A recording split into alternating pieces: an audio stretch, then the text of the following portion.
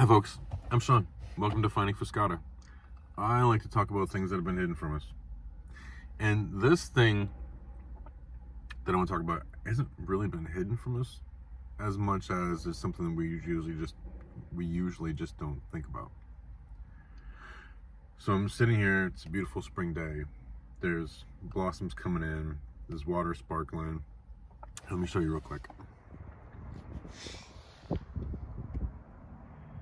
There you go. See, it's just a nice breeze blowing, beautiful blue sky. Blossoms are coming in. There's some ducks over there in the water. It's a gorgeous day. And because my brain works the way that it does, I got thinking about my very elementary understanding of physics.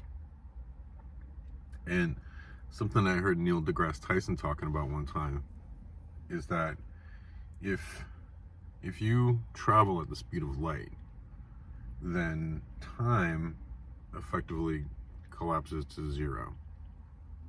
So there's a very real sense in which the light that's coming from the sun, even though the sun is 8 light minutes away from us, even though these photons left the sun 8 minutes ago and then got into the atmosphere and bounced around and, eventually fell on my retina, and then my brain had to take that image and run through these huge mental files and gymnastics to be able to project out and say, oh, that's a tree thing, and those are water things, and that's a duck thing, and that's a sparkly thing, and it has to translate all that kind of stuff to me before I can even perceive what it is. There's a lot of different things going on just so that I can look out and say, it's a beautiful sky. But what really struck me is that all these things that I'm seeing are because light is coming from the sun, bouncing off of them, and doing their job, and falling on my retinas. My brain is translating it, but it all starts with the light that's coming from the sun. And there's a very real sense in which, from the photon's perspective,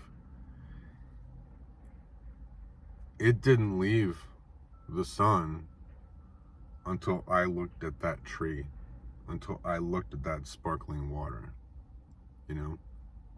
It's like 8 or 10 minutes ago, it knew that it would have to leave to be able to land on my eyeball to show me this landscape that I'm seeing. I saw a beautiful thing a few days ago that made me just very, very thankful to be alive and live here in New Jersey, of all the things to be thankful for. But it was one of those mornings, it was early, it was kind of foggy. It was foggy low, but then right above it you could still see the early morning, and the moon was up. It was like a half a moon, and then the sun was coming up. It was all kind of happening at once, and I knew spring was going to be there soon, and I knew that the dogwood blossoms would be blooming and the cardinals would be back. And as I was looking out over my backyard on just this scene, a couple of Canada geese flew by, like really low, right over the house. And it was just one of those moments that you get in life that is just stunningly beautiful. And I was so overwhelmed with how blessed I am to live where I live and to have the life that I have. Even though I have my challenges and I have, the issues I got to get over and things I got to deal with and all that. I get to live in New Jersey. I get to live someplace where every spring there's cardinals and there's dogwood blossoms. And there are people that I love and who love me everywhere I go. And it's just such an incredible blessing to do that. But all those things happen, and I'm able to see all those sorts of things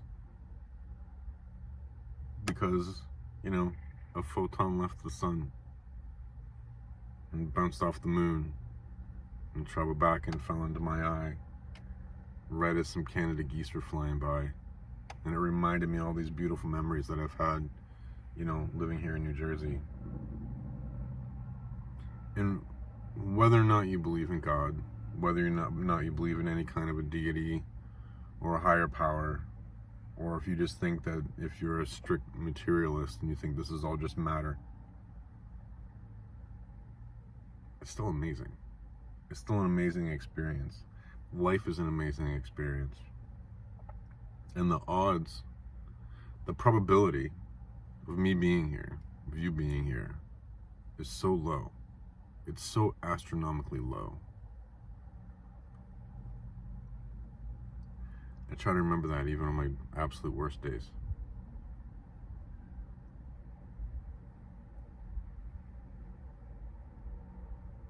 And I stay thankful.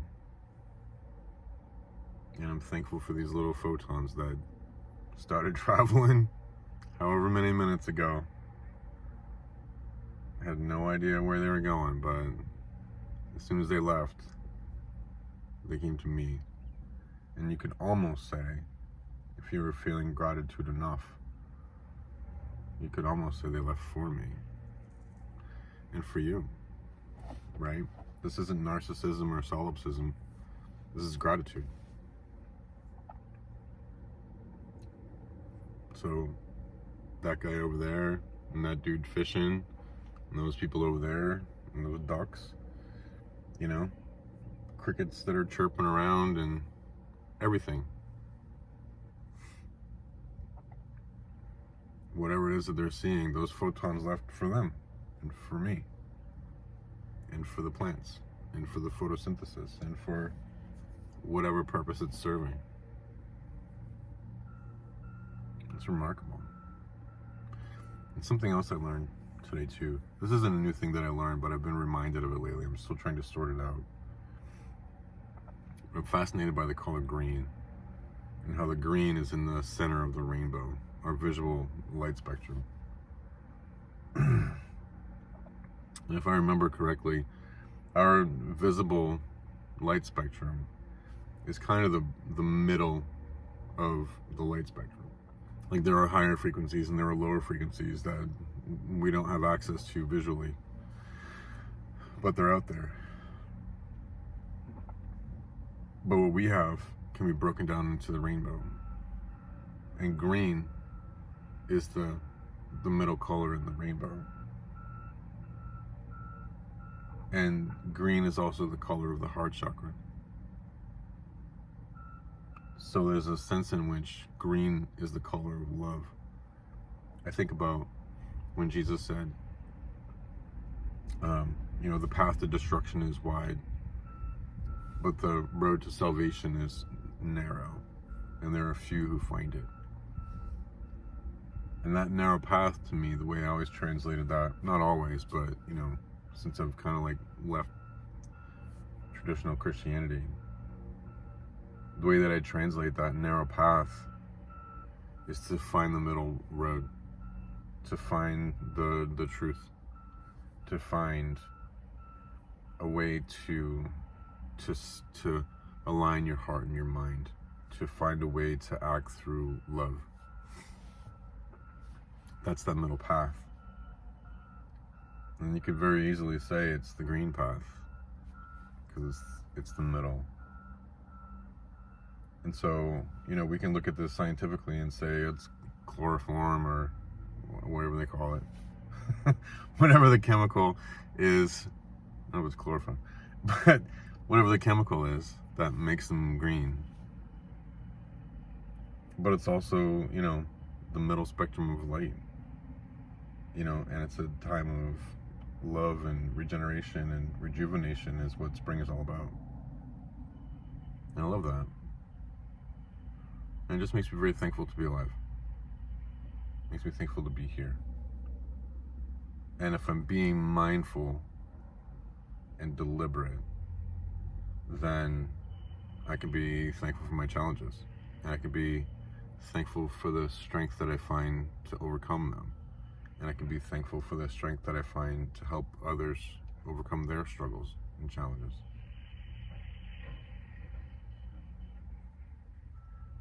But you know what? At the end of it all, it's a good day. It's a very good day. Thanks for spending some time with me. I hope you're well. I hope you're finding love and peace in your life. I hope you're taking good care of yourself. Make sure you're not vitamin D deficient. That's a bad one. And yeah, thank you very much. See me soon.